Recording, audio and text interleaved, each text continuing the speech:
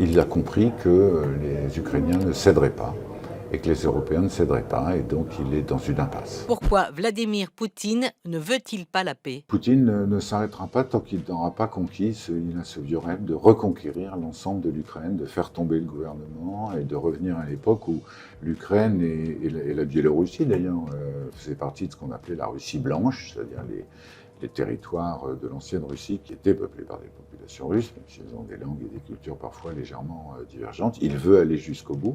Et s'il fait la paix aujourd'hui, il sait qu'il ne pourra pas obtenir ce qu'il prétend vis-à-vis de sa population avoir déjà obtenu. Donc il est un peu coincé, passez-moi l'expression, il ne sait plus très bien quoi faire, et il n'a pas vraiment d'alternative. Est-ce qu'il y a une ambition impériale de Vladimir Poutine? Sans aucun doute, mais c'est un mélange entre l'Empire, l'ancien empire impérial russe, et l'URSS de Staline. Donc il a, oui, la volonté de recréer, il appelle ça d'ailleurs dans sa théorie Novorossia, la Nouvelle Russie, qui consiste en fait à reconquérir les territoires perdus à la chute du mur.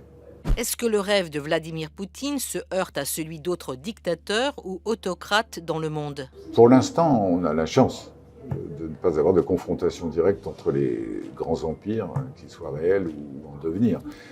Les Russes et les Chinois sont en concurrence sur le plan international, et les États-Unis, on le voit bien tous les jours avec le comportement de M. Trump, est en concurrence et en opposition avec à la fois la Chine et la Russie. Mais ce ne sont pas forcément des menaces de guerre au sens traditionnel du terme. Quelle est la place aussi de l'Europe dans ce bouleversement en cours?